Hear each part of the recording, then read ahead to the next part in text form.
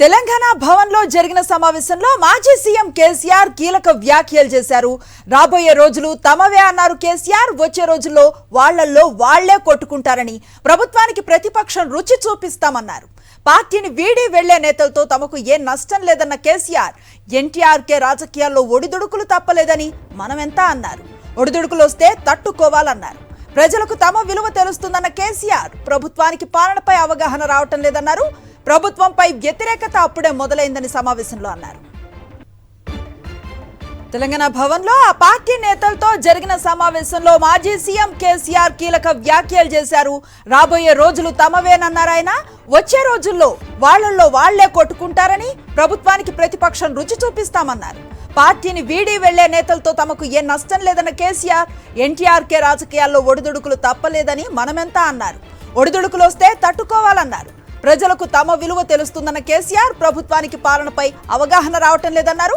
ప్రభుత్వంపై వ్యతిరేకత అప్పుడే మొదలైందని సమావేశంలో కీలక వ్యాఖ్యలు చేశారు.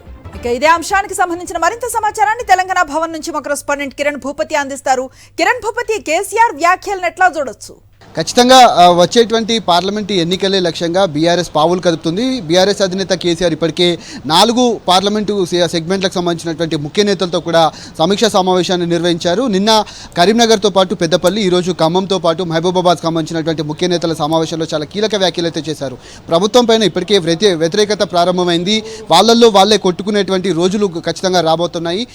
మనకు అజెండా ఎత్తుక్కోవాల్సిన పని లేదు, ఖచ్చితంగా ఎజెండా ప్రభుత్వమే మనకు అందిస్తుందంటూ కూడా తాను చాలా కీలక వ్యాఖ్యలు అయితే చేశారు. ప్రస్తుతం 4 అభ్యర్థులను అయితే కాసేపటి క్రితమే అధికారికంగా పార్టీ అధిష్టానం ప్రకటించింది.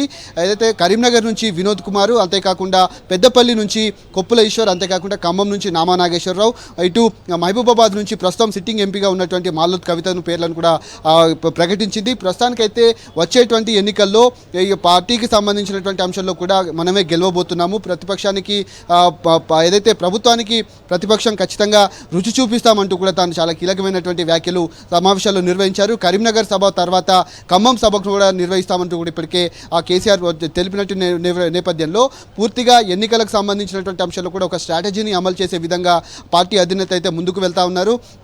పార్టీకి సంబంధించినటువంటి కొన్ని కార్యక్రమాలతో పాటు ఓడినటువంటి నేతలను కూడా కలుపుకొని వెళ్ళాలి. ఖచ్చితంగా కింది స్థాయి క్యాడర్ ఏదైతే ఉందో ఆ కింది స్థాయి క్యాడర్ను కూడా కలుపుకొని పోయే విధంగా వచ్చే ఎన్నికల్లో వీలైనట్టు ఎక్కువ స్థానాలు గెలుచుకునే విధంగా పార్టీ నాయకులంతా కూడా పనిచేయాలంటూ కూడా తాను చెప్పినటువంటి పరిస్థితులు ఉన్నాయి.